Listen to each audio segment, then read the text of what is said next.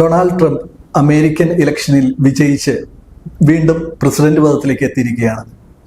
America ഒന്നാമത് എന്ന മുദ്രാവാക്യവുമായി white ഹൗസിലേക്ക് മടങ്ങിയെത്തുന്ന ട്രംപിൽ നിന്നും ലോകം പ്രതീക്ഷിക്കുന്നത് എന്താണ്? ട്രംപിന്റെ അമേരിക്കൻ പ്രസിഡന്റായുള്ള തിരിച്ചുവരവ് ആഗോള സാമ്പത്തിക രംഗത്ത് എന്തൊക്കെ മാറ്റങ്ങൾക്കാകും കാരണമാകുക? ഈ വിഷയമാണ് ഇന്ന് വെൽത്ത് വ്യൂസ് ചർച്ച ചെയ്യുന്നത്. എല്ലാവർക്കും വെൽത്ത് വ്യൂസിന്റെ ഈ എപ്പിസോഡിലേക്ക് സ്വാഗതം. എൻ്റെ പേര് രഞ്ജിത്ത്. എന്നോടൊപ്പം ഇന്നുള്ളത് പ്രവീണും ജിൻസുമാണ്. രണ്ടുപേർക്കും സ്വാഗതം. അമേരിക്കൻ ഇലക്ഷൻ കഴിഞ്ഞ ആഴ്ചകളിൽ വാർത്താമാധ്യമങ്ങളിൽ വലിയ വാർത്തയായിരുന്നു അമേരിക്കൻ ഇലക്ഷൻ, ട്രംപിന്റെ അസാമാന്യമായ വിജയവും. ഹൗസിലും സെനറ്റിലും വലിയ വിജയത്തോടു കൂടി ട്രംപ് രണ്ടാം വട്ടവും പ്രസിഡന്റ് പദത്തിലേക്ക് തിരിച്ചെത്തിയിരിക്കുകയാണ്. ട്രംപ് വരുമ്പോൾ തന്നെ ട്രംപിന്റെ ഒരു മുദ്രാവാക്യം എന്ന് പറയുന്നത് അമേരിക്ക ഫസ്റ്റ്, അമേരിക്ക ഒന്നാമത്, അമേരിക്കക്കാർ ഒന്നാമത് എല്ലായിടത്തും എന്നുള്ളതായിരുന്നു. ആ രീതിയിൽ ലോകം വലിയ മാറ്റങ്ങൾ ട്രംപിൽ നിന്നും ട്രംപിന്റെ ഭരണകൂടത്തിൽ നിന്നും പ്രതീക്ഷിക്കുന്ന കാലഘട്ടം കൂടിയാണ്. അമേരിക്കക്കകത്ത് എന്തായിരിക്കും ട്രംപിന്റെ ഈ ഭരണകാലത്ത് സംഭവിക്കുക എന്നാണ് ജിൻസ് താങ്കൾ തോന്നുന്നത്? സത്യത്തിൽ ഈ അമേരിക്കൻ പ്രസിഡന്റ് പദവിയിലേക്കുള്ള ഡൊണാൾഡ് ട്രംപിന്റെ രണ്ടാം വരവ്, അതിനെ ഒറ്റവാക്കിൽ വിശേഷിപ്പിക്കാൻ ശ്രമിച്ചാൽ അതിന് ഏറ്റവും ഉചിതമാവുക ഒരു പക്ഷേ ഡിസ്റപ്റ്റീവ് എന്നുള്ളൊരു വാക്കായിരിക്കും. അങ്ങനെയാണ് തോന്നുന്നത്. കാരണം നിലവിലുള്ള ഒരു അമേരിക്കൻ ഭരണ നയങ്ങളെ അല്ലെങ്കിൽ ഒരു ഈവൻ ലോകക്രമത്തെ തന്നെ, ഒപ്പം അമേരിക്കയുടെ സാമ്പത്തിക വ്യവസ്ഥയും ഒരു പരിധിവരെ ലോകത്തിന്റെ സാമ്പത്തിക വ്യവസ്ഥയും എല്ലാം നിലവിലുണ്ടായിരുന്ന ആ ഒരു വ്യവസ്ഥയിൽ നിന്ന് പാടെ മാറ്റിമറിക്കുന്ന രീതിയിലുള്ള പല നയങ്ങളും അദ്ദേഹം മുന്നോട്ട് വെക്കുമെന്നുള്ള ഒരു വ്യക്തമായിട്ടുള്ള സൂചനകളാണ്. അദ്ദേഹം അധികാരം ഏറ്റെടുക്കാൻ ഇനി 1.5 മാസത്തോളം സമയം ബാക്കിയുണ്ട്. പക്ഷേ എങ്കിൽ പോലും അത്തരത്തിലുള്ള ഒരു സൂചനകളാണ് അദ്ദേഹത്തിന്റെ പ്രഖ്യാപനങ്ങളും പ്രധാനപ്പെട്ട പോസ്റ്റുകളിലേക്കുള്ള ആളുകളുടെ തെരഞ്ഞെടുപ്പുകളും ഒക്കെ നമുക്ക് കാണിച്ചു തരുന്ന ഒരു കാര്യം. ട്രംപിന്റെ ഒരു അദ്ദേഹത്തെ പറ്റി ഏറ്റവും നമുക്ക് പ്രെഡിക്റ്റ് ചെയ്യാൻ പറ്റുന്ന ഒരു കാര്യം അദ്ദേഹം അൺപ്രഡിക്റ്റബിൾ ആണെന്നുള്ളത് തന്നെയാണ്. അതുകൊണ്ട് തന്നെ അദ്ദേഹം ഏതൊക്കെ തരത്തിലുള്ള നടപടികളാവും എടുക്കുക സാമ്പത്തിക രംഗത്ത് എന്നുള്ളത് ഒരു ക്ലിയർ പിക്ചർ നമുക്ക് പറയാൻ പറ്റില്ലെങ്കിലും നമുക്ക് ഏതാനും കാര്യങ്ങൾ ഉറപ്പിച്ച് പറയാവുന്നത്, ഒന്ന്, ഈ ചൈനയുമായിട്ടുള്ള യുഎസിന്റെ ഒരു ട്രേഡ് വാർ വലിയ രീതിയിൽ മുമ്പോട്ട് പോകും. കാരണം മറ്റ് രാജ്യങ്ങളുമായിട്ടുള്ള ഒരു നികുതി ഒരു 10 to 20% എന്നുള്ള രീതിയിൽ നിർത്തുമ്പോൾ ചൈനയിൽ നിന്നുള്ള ഇറക്കുമതിക്ക് 60% വരെ നികുതി ചുമത്തും എന്നുള്ളൊരു കാര്യം അദ്ദേഹം പറയുന്നുണ്ട്. ഒപ്പം പിന്നെ നമുക്ക് അദ്ദേഹം തുറന്നു പ്രഖ്യാപിച്ചിട്ടുള്ള ഒരു കാര്യം ഫോസിൽ ഇന്ധനങ്ങളുടെ അതിലേക്കുള്ള ഒരു മടങ്ങിപ്പോക്ക്. അപ്പോ അമേരിക്കയെ സംബന്ധിച്ചിടത്തോളം അവര് എന്താ പറയാ, പാരീസ് പ്രോട്ടോകോളിൽ നിന്നൊക്കെ പിൻവാങ്ങും. പെട്രോളിയം രംഗത്ത് അല്ലെങ്കിൽ ഫോസിൽ ഇന്ധനങ്ങളുടെ രംഗത്തുള്ള ഒരു കമ്പനികൾക്ക് അവിടെ ഒരു വളർച്ച ഉണ്ടാകും. ഒപ്പം ഒരു ക്ലിയർ ആയിട്ടുള്ള ഒരു ബിസിനസ്മാൻ എന്നുള്ള രീതിയിൽ അമേരിക്കയിൽ കൂടുതൽ തൊഴിലവസരങ്ങൾ, ഇൻഡസ്ട്രിയുടെ ഒരു പുനരുജ്ജീവനം, ഇത്തരത്തിലുള്ള പല കാര്യങ്ങളും ഉണ്ടാവും. അപ്പോൾ തന്നെ ഈ ആഗോളതലത്തിലെ ഇത്തരം ഇടപെടലുകൾ നടത്താൻ ട്രംപ് തയ്യാറാകുമ്പോഴും അമേരിക്കയ്ക്ക് അകത്ത് ടാക്സ് കട്ട് പോലെയുള്ള ചില നിർദ്ദേശങ്ങൾ, അതുപോലെ ഡീറെഗുലൈസേഷൻ പോലെയുള്ള ചില ഇടപെടലുകൾ ട്രംപിന്റെ ഭാഗത്തുനിന്ന് ഉണ്ടാകുന്നുണ്ട്. അപ്പോൾ ഗ്ലോബലായിട്ടുള്ള ഇടപെടൽ മാത്രമല്ല, അമേരിക്കയുടെ ഉള്ളിൽ തന്നെയുള്ള ചില നിർണായകമായ ഇടപെടലിലൂടെ അമേരിക്കയെ ഒന്നാമതാക്കി മാറ്റുക എന്നുള്ളൊരു ലക്ഷ്യത്തിലേക്ക് ആയിരിക്കാം രണ്ടാം ട്രംപ് ഭരണകൂടം നീങ്ങുക എന്ന് വേണമല്ലോ നമുക്ക് മനസ്സിലാക്കാൻ. തീർച്ചയായിട്ടും. അതുപോലെ തന്നെ ശ്രദ്ധേയമായ ഒരു കാര്യമായിരുന്നു, ഇലോൺ മസ്ക് ട്രംപിന്റെ കൂടെ പ്രചരണ സമയത്ത് ചേർന്നു. ഇപ്പോ ഇലക്ഷന് ശേഷം ട്രംപിന്റെ മന്ത്രിസഭയിലേക്ക് ഇലോൺ മസ്ക് സുപ്രധാന റോള് വഹിച്ചുകൊണ്ട് എത്തുന്നു. ഇലോൺ മസ്കിന്റെ പേര് പറയുമ്പോൾ ക്രിപ്റ്റോ കറൻസികളുടെ കുതിച്ചുചാട്ടം, അത് ഇലക്ഷൻ റിസൾട്ട് വന്ന ദിവസം മുതൽ ഇങ്ങോട്ട് നോക്കിയാൽ ക്രിപ്റ്റോ കറൻസികൾക്കുണ്ടായ ഒരു വലിയ കുതിച്ചുചാട്ടം. പ്രവീൺ, അതിനെങ്ങനെയാണ് നോക്കിക്കാണുന്നത്?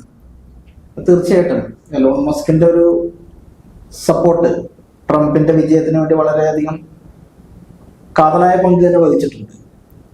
അപ്പോൾ എലോൺ മസ്ക് പൊതുവെ ഒരു വ്യത്യസ്തനായ ഒരു ബിസിനസ്സുകാരനായാണ് എല്ലാ കാലത്തും ചിത്രീകരിക്കപ്പെട്ടിരിക്കുന്നത്.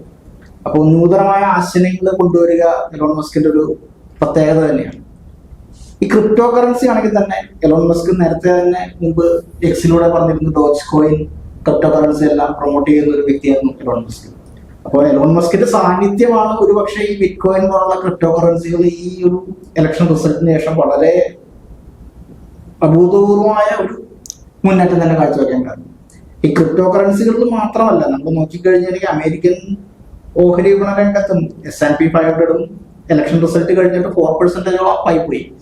അത് കഴിഞ്ഞിട്ട് ഇപ്പോൾ ജസ്റ്റ് ഒരു ഇടിവ് വന്നിട്ടുണ്ട്.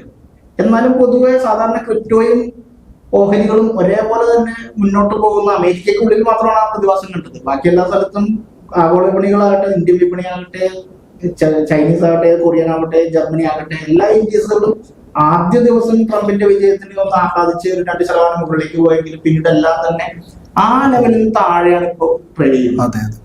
ഇതിന്ന് വ്യത്യസ്തമായിട്ട് നമുക്ക് കാണാൻ പറ്റുന്ന ഈ ക്രിപ്റ്റോ കറൻസിനാണ്. ക്രിപ്റ്റോ കറൻസി ഈവൻ അമേരിക്കയിൽ പോലും റെഗുലേറ്റഡ് സിസ്റ്റം അല്ല വന്നിരിക്കുന്നത്. എനിക്ക് തോന്നുന്നു ട്രംപിന്റെ ഒരു പ്രഖ്യാപനം ഉണ്ടായിരുന്നു, ഈ അമേരിക്കയെ ഒരു ക്രിപ്റ്റോ ക്യാപിറ്റലാക്കി മാറ്റുമെന്ന തരത്തിലുള്ള, അതൊക്കെ ഇതിനെ ഉത്തേജിപ്പിച്ചു എന്ന് വേണോ കരുതാൻ? തീർച്ചയായിട്ടും. കാരണം ക്രിപ്റ്റോ കറൻസി പൊതുവെ ഉപയോഗിക്കുന്നത് നമ്മുടെ ഈ പുതിയ തലമുറയിലെ ടെക്കുകളാണ്. അവരുടെ ആ ഒരു ആശയങ്ങളുടെ ഒരു സമാഹരണം എന്ന രൂപത്തിലാണ് ക്രിപ്റ്റോ കറൻസി, പുതിയ ക്രിപ്റ്റോ കറൻസികൾ വരുന്നത്. ആദ്യമെല്ലാം നമുക്ക് എഥേറിയവും ബിറ്റ്കോയിനും മാത്രമായിട്ട് ഒതുങ്ങിയിരുന്നെങ്കിലും ഇപ്പോൾ നമ്മളൊരു ക്രിപ്റ്റോ എക്സ്ചേഞ്ചിലേക്ക് നോക്കിയാൽ 100 കണക്കിന് ക്രിപ്റ്റോ കറൻസികളാണ്. അപ്പൊ അതുകൊണ്ടായിരിക്കും ക്രിപ്റ്റോ ക്യാപിറ്റൽ എന്ന് പറയുന്നത്. പക്ഷെ ക്രിപ്റ്റോ ക്യാപിറ്റൽ എല്ലാം ആകണമെങ്കിൽ ആവശ്യത്തിനുള്ള റെഗുലേഷൻസ് എല്ലാം തന്നെ ഇദ്ദേഹം കൊണ്ടുവരുമെന്ന് പ്രതീക്ഷിച്ചിട്ട് നമുക്കത് ചെയ്യാൻ പറ്റുള്ളൂ. അതല്ലാണ്ട് ഒരു മുന്നേറ്റമാണ് ഉദ്ദേശിക്കുന്നതെങ്കിൽ ചിലപ്പോൾ അത് ബാക്ക് ഫയർ ചെയ്യാനുള്ളൊരു സാധ്യതകളും തള്ളിക്കളയാൻ പറ്റില്ല. അപ്പൊ ഈ ഒരു ഇതില് ക്രിപ്റ്റോ കറൻസികൾ മാത്രമല്ല, ക്രിപ്റ്റോ കറൻസി അമേരിക്കയുടെ സമ്പദ് വ്യവസ്ഥയെ എങ്ങനെ പിടിച്ചു നിർത്താൻ പറ്റും? കാരണം ഇപ്പോൾ ലോകത്ത് ഒരു സമ്പദ് വ്യവസ്ഥയും സുരക്ഷിതമല്ലാത്ത ഒരു വസ്തുതയാണ് നമുക്കുള്ളത്. കാരണം 2008 ലോക ക്രൈസിസിന് ശേഷം ആരും തന്നെ പരിപൂർണമായിട്ട് കരകയറാൻ ആർക്കും സാധിച്ചിട്ടില്ല. ഇപ്പോൾ 2016-18 കാലഘട്ടങ്ങളിൽ അമേരിക്കയും ചൈനയും തമ്മിലുണ്ടായിരുന്ന ഒരു ട്രേഡ് വാറിന്റെ കാലഘട്ടത്തിൽ നിന്ന് ചൈന ഇപ്പോൾ മാറി. ചൈന കുറച്ചും കൂടി വീക്കാനായിട്ടിരിക്കുന്ന സിറ്റുവേഷനാണ്. അമേരിക്ക മെച്ചപ്പെട്ടിട്ടില്ല, പക്ഷെ അമേരിക്ക പൊതുവെ കുറച്ചും കൂടി സ്റ്റേബിൾ ആയിട്ട് നിൽക്കുന്ന ഒരു എക്കണോമി ആയിട്ടാണ് എനിക്ക് തോന്നിയിട്ടുള്ളത്.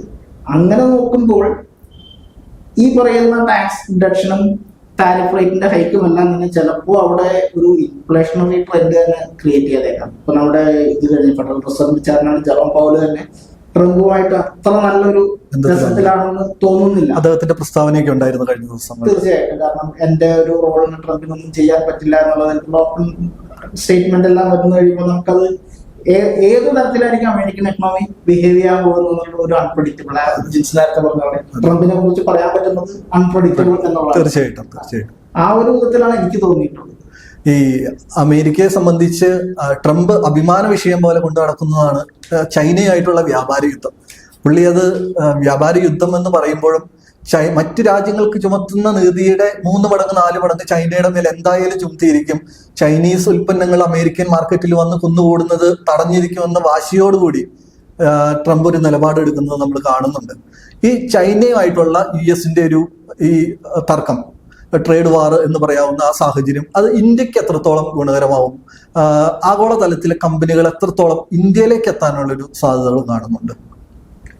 ഇപ്പൊ നിലവില് നമ്മള് ഒരു വ്യാപാര യുദ്ധം എന്നുള്ള രീതിയിൽ അതിനെ വ്യാപകമായിട്ട് വിശേഷിപ്പിച്ച് അങ്ങനെ ഒരു ബ്രാൻഡോട് കൂടി വരുന്നത് ഇപ്പോഴാണെങ്കിൽ പോലും, ഈവൻ കഴിഞ്ഞ ഒരു ഗവൺമെന്റിന്റെ കാലത്തും കോവിഡിന് ശേഷം ഒരു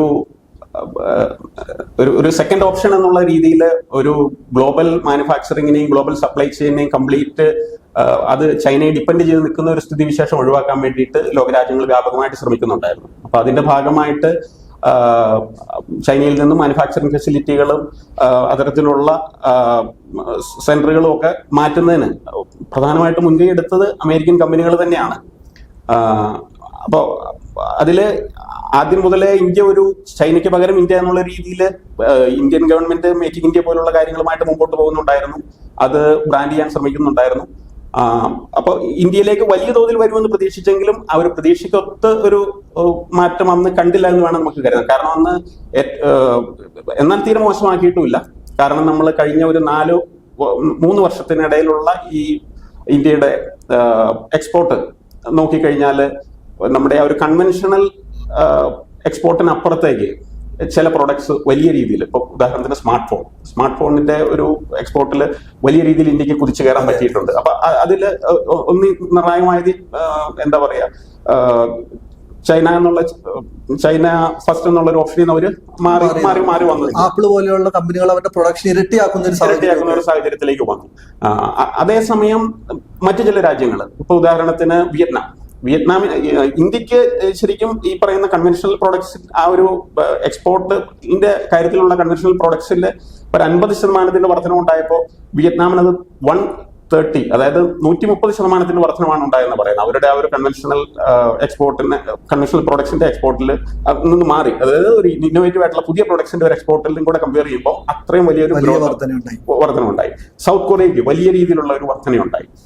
അപ്പോൾ എങ്കിലും ഇനി ഇന്ത്യയെ സംബന്ധിച്ചിട്ട് അപ്പൊ ഇന്ത്യ ഈ നേട്ടം ഉണ്ടാക്കുമ്പോൾ അതിൽ വേറൊരു കാര്യം കൂടി ഉണ്ട്. ഇന്ത്യയുമായിട്ട് ഒരു അത്ര സുഖത്തിലുള്ള ഒരു ഗവൺമെന്റ് നമുക്ക് പറയാൻ പറ്റില്ല. ഡെമോക്രാറ്റിക് ഗവൺമെന്റ്, ബൈഡന്റെയും കമല ഹാരിസിന്റെ ഒക്കെ നേതൃത്വത്തിലുള്ള ഗവൺമെന്റിനെ നമുക്ക് അങ്ങനെ പറയാൻ പറ്റില്ല. അവർ പല കാര്യങ്ങളിലും ഇന്ത്യക്ക് ഒരു തടയിടുക എന്നുള്ള ലക്ഷ്യത്തിലും കൂടെ മുമ്പോട്ട് പോയിരുന്നവരാണ്. അപ്പൊ ട്രംപ് വരുമ്പോ ട്രംപ് എപ്പോഴും ഒരു ഗിവ് ആൻഡ് ടേക്ക് പോളിസിക്കാരനാണ്. അപ്പോൾ അദ്ദേഹത്തിന് ഒരു ഇതിനു മുമ്പുണ്ടായിരുന്ന ഗവൺമെന്റുമായിട്ട് കമ്പയർ ചെയ്യുമ്പോൾ അദ്ദേഹം കുറച്ചുകൂടെ ഒരു ഇന്ത്യക്ക് അനുകൂലമായിട്ടുള്ള നടപടികൾ ഉണ്ടാവും എന്ന് പറയപ്പെടുന്നു. തീർച്ചയായിട്ടും അദ്ദേഹം തിരിച്ച് ചില കാര്യങ്ങൾ പ്രതീക്ഷിക്കും.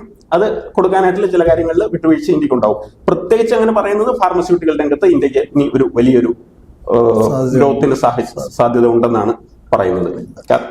ഈ ട്രേഡ് വാറിനെ കുറിച്ച് നമ്മൾ സംസാരിക്കുമ്പോൾ തന്നെ അതിൽ എത്രത്തോളം ഉത്സുകനാണോ ട്രംപ്, അതേപോലെ ഉത്സുകനാണ് മറ്റൊരു കാര്യം പറയാൻ. ഞാൻ ലോകത്തെ യുദ്ധങ്ങൾ ഇതുവരെ എൻ്റെ ഭരണകാലത്ത് ഒരു യുദ്ധം പോലും തുടങ്ങിയിട്ടില്ല. യുക്രൈനും റഷ്യയും തമ്മിലുള്ള യുദ്ധവും ഇസ്രായേലുമായിട്ടുള്ള പ്രശ്നങ്ങളും എല്ലാം ഞാൻ ഭരണത്തിൽ വന്നാൽ അവസാനിക്കുമെന്നൊരു വലിയ പ്രഖ്യാപനങ്ങളൊക്കെ ട്രംപിന്റെ ഭാഗത്തുനിന്ന് പലപ്പോഴായിട്ട് ഒളിഞ്ഞും തെളിഞ്ഞും എല്ലാം ഉണ്ടായിട്ടുണ്ട്. അപ്പോൾ അത് ഒരു കണക്കിന് നമ്മൾ ചിന്തിക്കുമ്പോൾ ശരിയാണ്. ഒന്നാം ട്രംപ് ഭരണകാലത്ത് കാര്യമായ പ്രശ്നങ്ങൾ ലോകത്തുണ്ടായിട്ടില്ല. യുദ്ധങ്ങളായി വലിയ വലിയ യുദ്ധങ്ങൾ ഉണ്ടായില്ല. എന്നാൽ ചില യുദ്ധബലികളൊക്കെ ഉണ്ടായി. അല്ല, അദ്ദേഹം പറയുന്ന ഒരു കാര്യം, യുദ്ധം ഞാൻ ചെയ്തിട്ടില്ല, ഞാൻ ആകപ്പാടെ എന്നാൽ ബോംബ് ചെയ്യുന്നുള്ളത് പറയുന്നുണ്ട്. ഞാൻ ബോംബ് ചെയ്ത് വലിയൊരു യുദ്ധം ഒഴിവാക്കാൻ, ISIS ഇല്ലാതാക്കാൻ വേണ്ടി ബോംബ് ചെയ്യുന്നുള്ള ഒരു കാര്യം അദ്ദേഹം പറയുന്നുണ്ട്. അങ്ങനെ വളരെ തന്ത്രപൂർവ്വം അൺപ്രഡിക്റ്റബിൾ ആയിട്ട് പെരുമാറുന്ന ട്രംപ് അമേരിക്കൻ കറൻസിയെ ഉയർത്തിക്കൊണ്ടുവരാൻ എന്തായിരിക്കും ചെയ്യാന്നുള്ളതാണ്. പ്രവീൺ എന്താണ് ഇതിൽ ടേക്ക് എടുക്കുന്നത്? ആദ്യം തന്നെ ആ യുദ്ധത്തിന്റെ കാര്യത്തിലേക്കുള്ള ഒരു പോയിന്റ് കൂടി പറഞ്ഞു. ആത്യന്തികമായിട്ട് ട്രംപ് എന്ന് പറയുന്നത് എന്ന വ്യക്തിയെ ലോകം അറിഞ്ഞത് ഒരു ബിസിനസ്മാൻ ആയിട്ട് തന്നെയാണ്. അപ്പോൾ ഒരു നല്ലൊരു ബിസിനസ്മാൻ തീർച്ചയായിട്ടും പൊളിറ്റിക്കലി സ്റ്റേബിൾ ആയിട്ടുള്ള ഒരു എക്കണോമിയാണ് പ്രതീക്ഷിക്കുന്നത്. അപ്പൊ നല്ലൊരു എക്കണോമി നിലനിർത്തണമെങ്കിൽ യുദ്ധം ഒഴിവാക്കേണ്ടത് അത്യാവശ്യമാണെന്ന് വിചാരിക്കുന്ന ഒരാളായിരിക്കും ട്രംപ്. വളരെ തീർച്ചയായിട്ടും നല്ലൊരു ചിന്താഗതിയാണത്. തീർച്ചയായിട്ടും. അപ്പൊ ആ ഒരു നല്ല പ്ലാറ്റ്ഫോം ക്രിയേറ്റ് ചെയ്ത് എനിക്ക് ബാക്കിയുള്ള കാര്യങ്ങളെല്ലാം സ്റ്റെബിലൈസ് ചെയ്യാൻ പറ്റുമെന്നുള്ള വിശ്വാസത്തിലായിരിക്കും അദ്ദേഹം ഈ മുന്നോട്ട് പോകുന്നത്. ഡോളറിനെ സ്ട്രെങ്തൻ ചെയ്യാനായിട്ട് പൊതുവെ അമേരിക്കൻ ഗവൺമെന്റ് ചെയ്യാനുള്ളതിലുപരി ഫെഡറൽ റിസർവാണ് ആ കാര്യത്തിൽ കൂടുതൽ തീരുമാനങ്ങൾ എടുക്കുന്നത്. തീർച്ചയായിട്ടും അവർ അതിനുള്ള കാര്യങ്ങളുമായിട്ടാണ് മുന്നോട്ട് പോയിക്കൊണ്ടിരിക്കുന്നത്. അവിടെ ആകെ ഒരു വ്യത്യാസം വെച്ചിട്ടുണ്ടെങ്കിൽ, ഞാൻ പറഞ്ഞ പോലെ ട്രംപ് ഒരു ബിസിനസ് താല്പര്യങ്ങൾ കൂടുതൽ നിലനിർത്തുന്ന ഒരു വ്യക്തി ആയതുകൊണ്ട് തന്നെ ഈ ഫെഡറൽ റേറ്റ് കട്ടും ബാക്കിയുള്ള കാര്യങ്ങളും എല്ലാം വരുമ്പോൾ തീർച്ചയായിട്ടും അഭിപ്രായ വ്യത്യാസങ്ങൾ എല്ലാ കാലത്തും ട്രംപ് പ്രകടിപ്പിച്ചിട്ടുണ്ട്. അപ്പൊ അത് ഏത് ഫെഡറൽ ഗവർണർ ആയിക്കോട്ടെ, അദ്ദേഹവുമായിട്ട് ഉള്ള എതിരഭിപ്രായം പ്രകടമായി തന്നെ ട്രംപ് പ്രഖ്യാപിച്ചിട്ടുള്ള. അത് പൊതുവെ ഏത് രാജ്യത്ത് നോക്കിയാലും ബിസിനസ് രംഗത്ത് പ്രവർത്തിക്കുന്നവർ റിസർവ് ബാങ്ക് അല്ലെങ്കിൽ ഫെഡറൽ റിസർവ് പോലുള്ളവരുടെ തീരുമാനങ്ങളുമായിട്ട് എല്ലാ കാലത്തും ഒരു പരസ്പരം സഹകരിച്ച് പോകണം എന്നുള്ളൊരു നിർബന്ധമൊന്നുമില്ല. അപ്പൊ അങ്ങനെ വരുമ്പോൾ പ്രത്യേകിച്ച് ഗവൺമെന്റ് ലെവലിൽ ഇവർ എന്തൊക്കെ മാർഗനിർദ്ദേശങ്ങളും മാറ്റങ്ങളും ആയിരിക്കും കൊണ്ടുവരാൻ പോകുന്നതായിരിക്കും അവിടെ നമ്മൾ ശ്രദ്ധിക്കേണ്ടത്. മറ്റൊരു കാര്യം പറയുന്നത്, ഇപ്പോ പ്രൊട്ടക്ഷനിസമാണ് അവരുടെ മെയിൻ ആയിട്ട് വരുന്നത്. പണ്ട് ഉണ്ടായിരുന്ന LPG ആ സിസ്റ്റത്തിൽ നിന്ന് മാറി പ്രൊട്ടക്ഷനിസത്തിലേക്ക് വരുന്നത് വെച്ചിട്ടുണ്ടെങ്കിൽ ബാക്കി ലോകരാഷ്ട്രങ്ങളെല്ലാം വളർന്നു വലുതായിക്കൊണ്ടിരിക്കുമ്പോൾ ഞങ്ങൾക്ക് മേലിൽ അവരുടെ നിലയിൽ വീഴാതിരിക്കുക എന്നുള്ള ഉദ്ദേശം കൊണ്ടാണ് ഈ പ്രൊട്ടക്ഷനിസം കൊണ്ടുവരുന്നത്. അത് അമേരിക്ക മാത്രമല്ല, ഇപ്പൊ യൂറോപ്യൻ യൂണിയൻ ആ ഒരു പാതയിലേക്ക് വരുന്നതുകൊണ്ടാണ് അവരെല്ലാം കൂടി സംഘടിച്ച് അങ്ങനെ ഒരു ഇത് വന്നിരിക്കുന്നത്.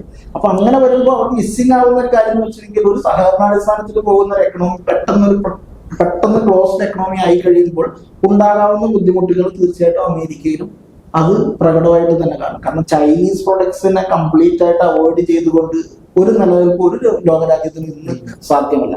ഓൾട്ടർനേറ്റീവ് ആയിട്ട് ചൈനയ്ക്ക് പകരമായിട്ട് ഇന്ത്യയെ കൊണ്ടുവരിക എന്നുള്ളത് പ്രാക്ടിക്കലി ഇമ്പോസിബിൾ ആയിട്ടുള്ള കാര്യമാണ്. കാരണം ഇന്ത്യ ഈ അടുത്ത് തന്നെ ഒരു പ്രസ്താവന ഉണ്ടായി, ഇന്ത്യ ഒരു മാനുഫാക്ചറിങ് കൺട്രി അല്ല എന്നുള്ളത്. നമുക്ക് എല്ലാവർക്കും അറിയാം, നമ്മുടെ എക്സ്പോർട്ടിന്റെ കൂടുതൽ ശതമാനം വരുന്നതും സർവീസ് സെക്ടറിൽ നിന്നാണ് വരുന്നത്. മാനുഫാക്ചറിങ് സെക്ടറിൽ കോർ മാനുഫാക്ചറിങ് സെക്ടർ ആയിട്ട് ഇന്ത്യക്ക് വരാവുന്ന ഒരു നമുക്ക് പ്രകടമായിട്ട് കാണിക്കാൻ പറ്റുന്ന ഒന്നും തന്നെ നമ്മുടെ കയ്യിലില്ല. ഇനി അത് ഡെവലപ്പ് ചെയ്ത് പറഞ്ഞേ എടുത്തേ പറ്റൂ. അതുകൊണ്ടാണ് നേരത്തെ ജിൻസ് പറഞ്ഞ പോലെ വിയറ്റ്നാം, കൊറിയ പോലുള്ള രാജ്യങ്ങൾ മാനുഫാക്ചറിങ്, അവരുടെ ഒരു ബേസിക് ടെൻഡൻസി തന്നെ മാനുഫാക്ചറിങ് ഓറിയന്റഡ് കൺട്രീസ് ആണ്.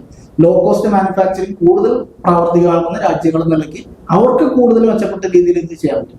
ഇന്ത്യ ഒരു ആൻസിലറി സർവീസ് എന്നുള്ള ഒരു ഓപ്പർച്യൂണിറ്റി ആയിരിക്കണം കൂടുതൽ നോക്കേണ്ടത്. മാനുഫാക്ചറിങ് നോക്കണ്ട എന്നുള്ളതല്ല. മാനുഫാക്ചറിങ് ഹബ്ബ് ആകാൻ ശ്രമിക്കുന്നതിനൊപ്പം തന്നെ നമുക്ക് എന്തൊക്കെയാണ് നമ്മുടെ സ്ട്രോങ് പോയിന്റ്സ് അതിലേക്ക് വേണം നമ്മൾ ഫോക്കസ് ചെയ്ത് പോകാനായിട്ട്. അങ്ങനെ ചെയ്തു കഴിഞ്ഞാൽ ഇന്ത്യക്ക് മെച്ചപ്പെട്ട, അമേരിക്കയ്ക്ക് എങ്ങനെ അവരുടെ എക്കണോമി സ്ട്രെങ്തൻ ചെയ്യാൻ പറ്റും എന്ന് വെച്ച് കഴിഞ്ഞാൽ പ്രൊട്ടക്ഷനിസ്റ്റിൽ മാത്രം വിശ്വസിച്ചു കൊണ്ടുപോകണമെങ്കിൽ എനിക്ക് തോന്നുന്നില്ല ഒരു രാജ്യത്തിനും ഇന്നത്തെ ഒരു സിറ്റുവേഷനിൽ തനതായ ഒരു നിലനിൽപ്പ് ഉണ്ടാകുന്നത്. കാരണം എല്ലാവരും ഒരു പരസ്പര സഹകരണം പോയി കഴിഞ്ഞാൽ മാത്രമേ ഈ ഒരു രീതിയിൽ നമുക്ക് മുന്നേറാൻ പറ്റുള്ളൂ എന്നുള്ളതാണ് എന്റെ. കാരണം ആപ്പിൾ എന്നൊരു കമ്പനിയുടെ ഫോൺ വിൽക്കുന്നത് അമേരിക്കയിൽ മാത്രമല്ല, അമേരിക്ക ഒരു മാർക്കറ്റാണ്, പക്ഷെ അമേരിക്കയ്ക്ക് പുറത്തുള്ള വലിയൊരു മാർക്കറ്റിലാണ് ആപ്പിൾ എന്ന. പ്രൊട്ടക്ഷനിസം കൊണ്ട് എത്ര കാലം ഇങ്ങനെ നിലനിൽക്കാൻ പറ്റുമെന്നുള്ളത് ഭരണാധികാരികൾ ചിന്തിക്കേണ്ട സമയമാണ്. ഈ നല്ല ഭരണാധികാരി എന്ന നിലയിൽ യുദ്ധം ഉണ്ടാക്കാതിരിക്കാൻ ട്രംപ് ശ്രമിക്കുമെന്ന് പറയുമ്പോഴും യുദ്ധം ഉണ്ടാവാതിരിക്കാൻ വേണ്ടി ലോകത്തിന്റെ പല ഭാഗത്തും ചില ചെറിയ ടെൻഷനുകൾ ട്രംപ് സൃഷ്ടിച്ചുകൊണ്ടിരിക്കും എന്ന് നമുക്ക് കരുതാമോ? ഒരു ജിയോ പൊളിറ്റിക്കൽ ടെൻഷൻ അതിനൊരു സാധ്യത ഉണ്ടോ? എന്താ ജിൻസ് അതിലൊരു ടേക്ക് എടുക്കുന്നത്? ഇപ്പൊ നമുക്ക് ലോകവ്യാപകമായിട്ട് പറയുന്നതിന് പകരം നമ്മൾ ഇന്ത്യയുടെ ഒരു കാര്യത്തിലേക്ക് നോക്കിക്കഴിഞ്ഞാൽ സത്യത്തില് ഇന്ത്യക്ക് ഒരു കടിഞ്ഞാൺ ഇടുക എന്നുള്ളൊരു ഉദ്ദേശത്തിൽ ഇന്ത്യയുടെ ചുറ്റും ഒരു അസ്ഥിരത ചെറുതായിട്ടെങ്കിലും സൃഷ്ടിക്കുക എന്നുള്ളൊരു സ്ട്രാറ്റജി ഈ തൊട്ടു മുമ്പുണ്ട് ഇപ്പൊ നിലവിലുള്ള ഈ ഡെമോക്രാറ്റിക് ഭരണത്തിന് ഉണ്ടായിരുന്നു. സത്യത്തിൽ നമുക്ക് ബംഗ്ലാദേശിലെ ഒരു അൺറസ്റ്റ് നോക്കി കഴിയുമ്പോൾ അത് മനസ്സിലാവും. ഈവൻ ശ്രീലങ്ക നമുക്ക് അമേരിക്കയുടെ ഒരു കണക്ഷൻ നമുക്ക് പറയാനായിട്ട് ബുദ്ധിമുട്ടുണ്ട്. കൂടുതലും അതിന് ചൈന ആയിട്ടുള്ള രീതിയൊക്കെയാണ് ആളുകൾ പറയുന്നത്. പക്ഷെ ബംഗ്ലാദേശിൽ വളരെ വിസിബിൾ ആയിട്ട് അവിടെ ഉണ്ടായിരുന്ന ജനാധിപത്യപരമായിട്ട് തെരഞ്ഞെടുക്കപ്പെട്ടിരുന്ന ഒരു സർക്കാരിനെ മാറ്റിക്കൊണ്ട് അവിടെ മുഹമ്മദ് യൂനുസ് എന്ന് പറയുന്ന ഒരു നോബൽ ജേതാവാണ്, എന്നാൽ അമേരിക്കയുടെ കളിപ്പാവയായിട്ടുള്ള ഒരു നേതാവിനെ അവിടെ പ്രതിഷ്ഠിച്ചു. അപ്പോ അതേസമയം ട്രംപിന്റെ ഒരു കാര്യത്തില് അങ്ങനെ ഏതെങ്കിലും ഒരു ജിയോ പൊളിറ്റിക്കലി അങ്ങനെ ഒരു ഇടപെടൽ നടത്തുമോ നമുക്കറിയില്ല. അപ്പം അത് ട്രംപിന്റെ മാത്രം ഡിപ്പെൻഡ് ചെയ്തിരിക്കുന്ന ഒരു കാര്യം അല്ലതാണ്. അത് യുഎസിന്റെ സിഐയും ഈ പറയുന്ന അവരുടെ നമ്മൾ ഡീപ് സ്റ്റേറ്റ് എന്നൊക്കെ പറയുന്ന ആ ഒരു സംവിധാനം ആണത് ശരിക്കും നിയന്ത്രിക്കുന്നത്. അമേരിക്കൻ പ്രസിഡന്റിന് അതിൽ വലിയ റോളൊന്നുമില്ല. അതേസമയം ഇന്ത്യയുമായിട്ട് ഇപ്പൊ അദ്ദേഹം ഇപ്പൊ നമ്മള് കീ പോസ്റ്റിൽ അനൗൺസ് ചെയ്തിരിക്കുന്ന പേരുകള് അദ്ദേഹത്തിന്റെ സെക്യൂരിറ്റി അഡ്വൈസർ ആണെങ്കിലും ഈവൻ ഇന്റലിജൻസ് ചീഫ് തുളസി ഗബാർഡ് ആണെങ്കിലും അതുപോലെ എന്താ പറയാ സ്റ്റേറ്റ് സെക്രട്ടറി ആയിട്ട് അപ്പോയിന്റ് ചെയ്തിരിക്കുന്ന ആൾ, ഇവരെല്ലാം ഒരു ഇന്ത്യ അനുകൂലം എന്ന് പറയാൻ പൂർണ്ണമായിട്ട് പറ്റില്ലെങ്കിലും അവർക്ക് ഒരു ഇന്ത്യയുടെ അനുഭവമുള്ള ആളുകളാണ്.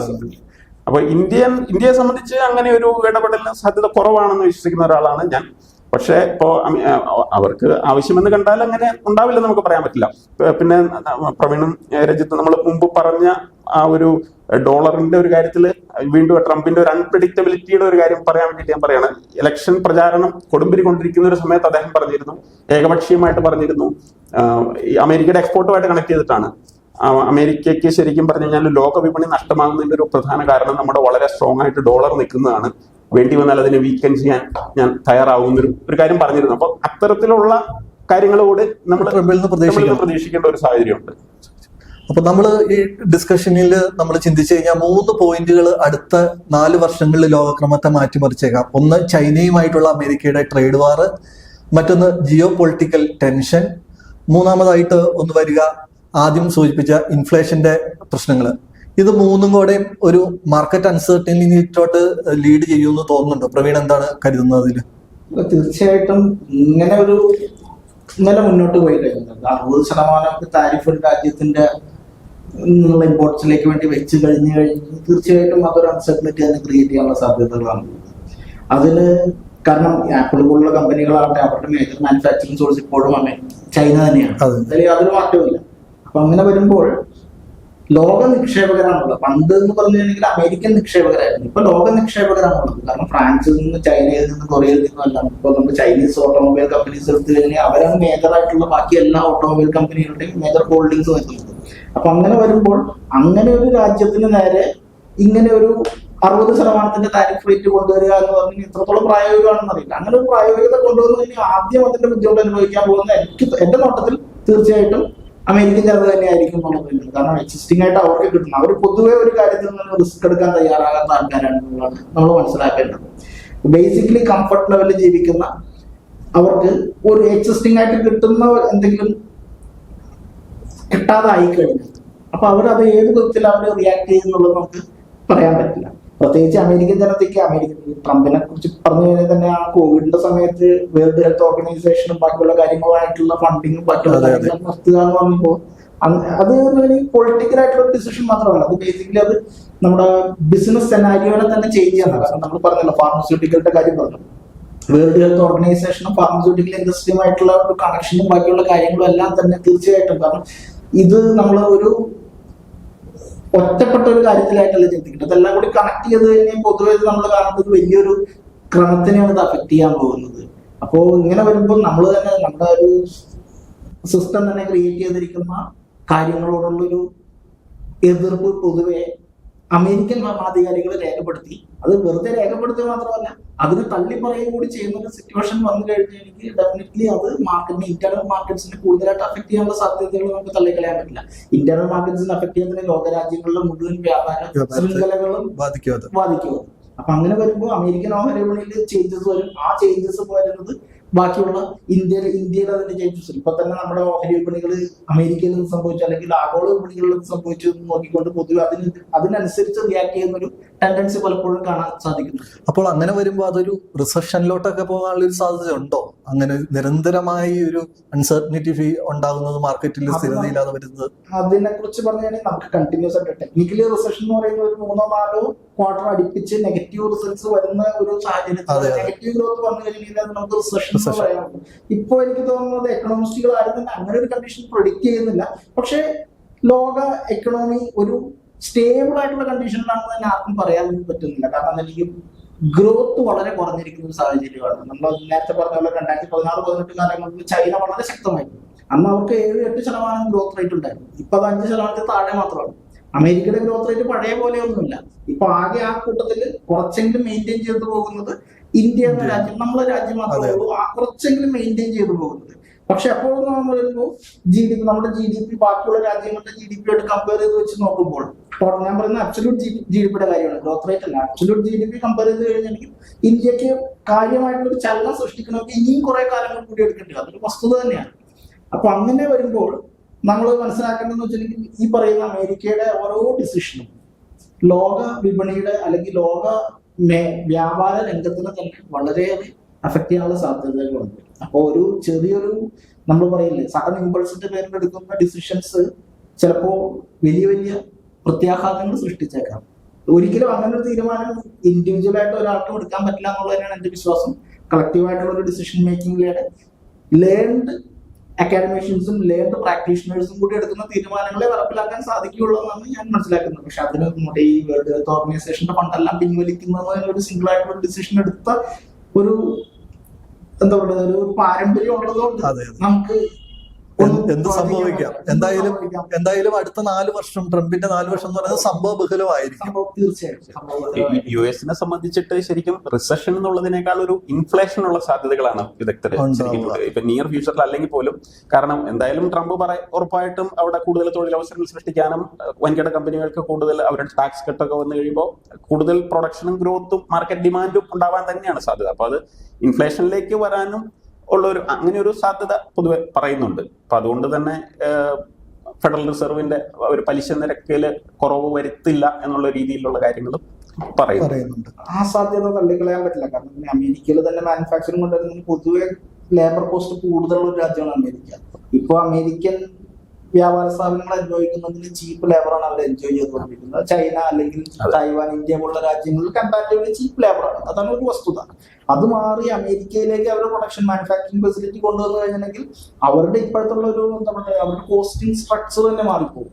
അപ്പൊ ഈ പറയുന്ന ലോകത്തിലെ മികച്ച കമ്പനികൾ അല്ലെങ്കിൽ ഏറ്റവും വലിയ കമ്പനികൾ എന്ന് പറയുന്ന കമ്പനികളിൽ ബോട്ടം ലൈനിൽ തീർച്ചയായിട്ടും അഫക്ട് ചെയ്യാനുള്ള സാധ്യതകൾ തള്ളിക്കളയാൻ പറ്റും. ബെസ്റ്റ് എക്സാമ്പിൾ ടെസ്ല തന്നെയാണ്. ടെസ്ലയ്ക്ക് അവരുടെ കോമ്പറ്റീറ്റീവ് ആയിട്ടുള്ള ഇപ്പൊ BYD പോലുള്ള അല്ലെങ്കിൽ ചൈനീസ് ഇലക്ട്രിക് കാർ മാനുഫാക്ചറേഴ്സുമായിട്ട് കോമ്പറ്റ് ചെയ്യാൻ പറ്റാത്ത സാഹചര്യം. അപ്പോൾ അമേരിക്കയിലേക്ക് മാനുഫാക്ചറിങ് കൊണ്ടുവന്നു കഴിഞ്ഞാൽ തീർച്ചയായിട്ടും അത് ബാക്ക്ഫയർ ചെയ്യും. അതാണ് എനിക്ക് തോന്നുന്നത്. എന്തായാലും അടുത്ത 4 വർഷം കൊണ്ട് അമേരിക്കയിലും ലോകത്തിലും ട്രംപിന്റെ ഭരണകാലത്ത് സംഭവിക്കാൻ പോകുന്ന സൈനിക, സാമ്പത്തിക, വ്യാപാര ഇടപെടലുകളും മാറ്റങ്ങളും കാത്തിരുന്ന് കാണേണ്ടതാണ്. വെൽത്ത് വ്യൂവിന്റെ ഈ ഒരു എപ്പിസോഡ് ഇവിടെ അവസാനിക്കുകയാണ്. മറ്റൊരു വിഷയവുമായി അടുത്തയാഴ്ച വീണ്ടും കാണാം. നമസ്കാരം.